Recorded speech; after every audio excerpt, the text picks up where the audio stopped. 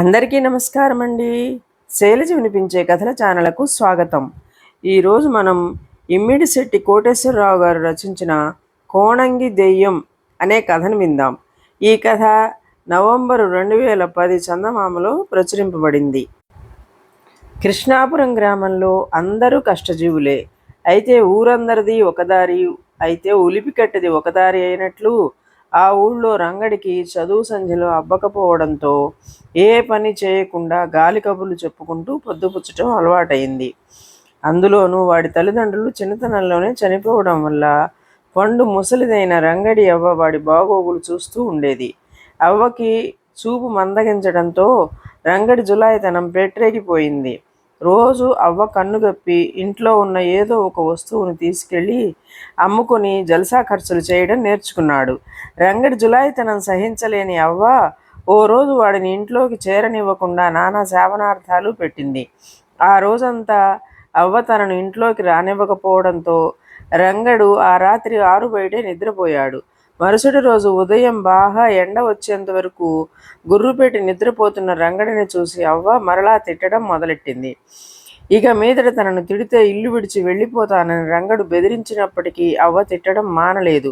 కాసేపు అవ్వ తిట్లను భరించిన రంగడు ఇల్లు విడిచి వెళ్ళిపోతున్నానంటూ చివాల లేచి బయలుదేరాడు. అప్పుడప్పుడు రంగడు ఇలా ఇల్లు విడిచి వెళ్ళిపోతాననడం మామూలే కాబట్టి అవ్వ వాడి మాటలను లెక్క చేయలేదు.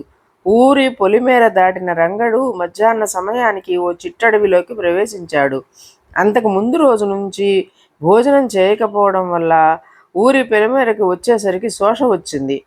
కాస్తంత నీరసంగా అనిపించడంతో రహదారి పక్కనున్న ఓ మర్రి చెట్టు నీడన కింద నడుము వాల్చాడు. మరల కళ్ళు తెరిచి చూసేసరికి చుట్టూ దట్టమైన చీకటి ఆవరించి ఉన్నది. అసలే చీకటిని చూసి భయపడుతున్న రంగడికి గాలికి ఊగుతున్న మర్రి ఊడలు మరింత భయాన్ని కలుగజేశాయి. వాడు ఎక్కడ లేని ధైర్యం కూడగట్టుకుని ఇంటివైపుకు వరుగు పెడదామని అనుకుంటుండగా మర్రి చెట్టు కదిలిపోయేలా ఓ బలమైన ఈదురు గాలి వీచింది. ఆ గాలి ధాటికి కళ్ళు మూసుకున్న రంగడు కళ్ళు తెరవగానే అతని ముందు ఒక దెయ్యం ప్రత్యక్షమైంది. ఆ దెయ్యాన్ని చూసిన రంగడు భయంతో గజగజ వణికిపోయాడు. ఓరి పిల్ల మనిషి, నా మర్రి చెట్టు నీడలో విశ్రమించటానికి నీకెంత ధైర్యం అని ఆ దెయ్యం రంగడిని గద్దించింది. తనను చూసిన వెంటనే ప్రాణాలు తీసేస్తానని అనకుండా మామూలు ప్రశ్నలు అడుగుతున్న దెయ్యాన్ని చూసిన రంగడి మనసులో మెల్లగా ధైర్యం ప్రవేశించింది. దెయ్యం మాటల ద్వారా దాని పేరు కోణంగి అని తెలుసుకున్న రంగడు, ఏం చెయ్యమంటారు కోణంగి గారు? మా ఇంట్లో ఓ ముసలి అవ్వ ఉంది. పని పాట చేయడం లేదని పొద్దస్తమానం నన్ను తిడుతూనే ఉంటుంది. నాకేమో ఒళ్ళుంచి పని చేయాలనిపించదు. నిన్నటి నుంచి మా అవ్వ తిట్టిన తిట్లకి విసిగిపోయి ఎటైనా వెళ్ళిపోదామని పట్నం బయలుదేరాను అంటూ తన బాధను కోణంగి దెయ్యానికి చెప్పుకున్నాడు. రంగడి మాటలని సాలోచనగా విన్న దెయ్యం, నేను మనిషిగా ఉన్నప్పుడు చేసిన కొన్ని తప్పిదాలు నాకు ఈ దెయ్యం రూపాన్ని తెచ్చిపెట్టాయి. కాబట్టి బుద్ధిగా వెళ్ళి పండు ముసల్ది అయిన మీ అవ్వకి పనుల్లో సాయపడు, వెళ్ళు అని వాడిని మందలించింది. కోణంగి మాటలకు అడ్డుపడుతూ, ఏం మనిషి జన్మ, ఎక్కడికైనా హాయిగా ఎగిరి వెళుతూ పని పాట లేకుండా గడుపుతుంటారు మీరు. పని చేస్తేనే తిండి దొరుకుతుందన్న బాధ మీకు లేదు కదా అని నిట్టూర్చాడు.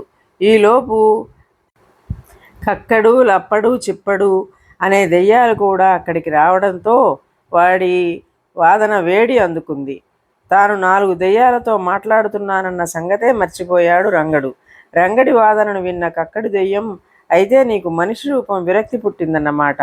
నువ్వు ఇష్టపడితే మా దగ్గరున్న ప్రేతశక్తుల ద్వారా మాలో ఒకరు నీ రూపాన్ని పొందుతాం.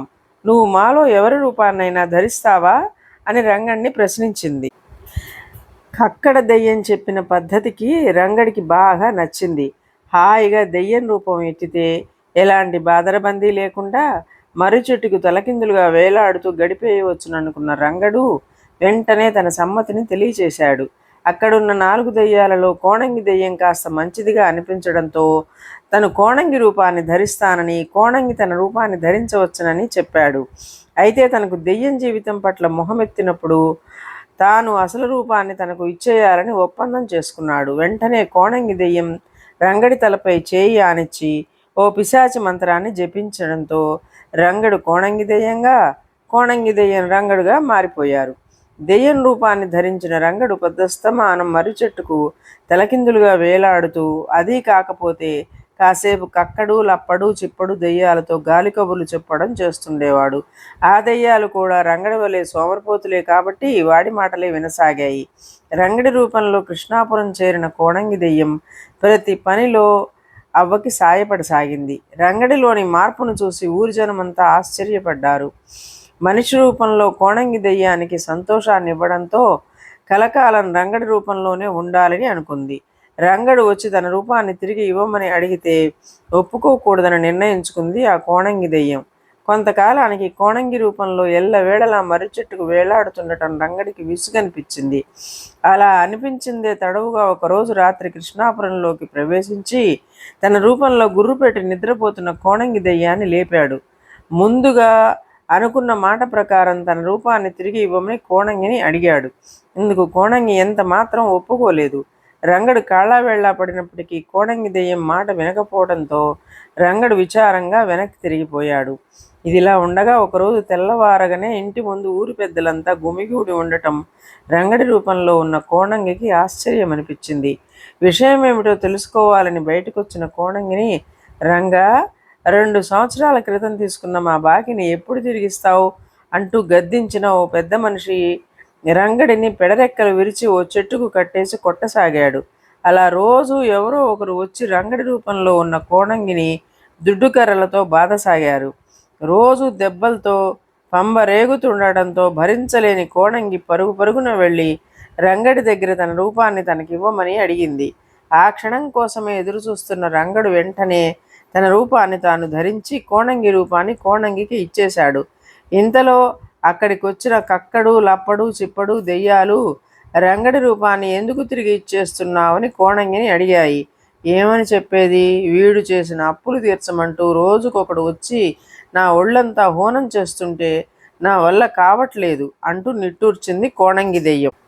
కోణంగి మాటల్ని విన్న రంగడు బిగ్గరగా నవ్వుతూ, మొత్తానికి నేను చేసిన అప్పులు నన్ను ఈ దెయ్యం రూపం నుంచి బయటపడేశాయన్నమాట. ఏది ఏమైనా కష్టించి పనిచేయడంలో గల గొప్పతనాన్ని నాకు తెలిసేటట్లు చేసినందుకు మీ దెయ్యాలందరికీ కృతజ్ఞతలు. ఇకపై కష్టించి పనిచేస్తూ చదువుకుంటూ నా అవ్వని కంటికి రెప్పలా చూసుకుంటూ ఉంటా.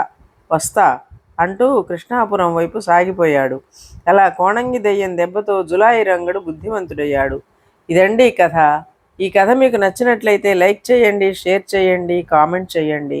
సబ్స్క్రైబ్ చేసుకొని నన్ను ఎంకరేజ్ చేయండి. నమస్కారం అండి.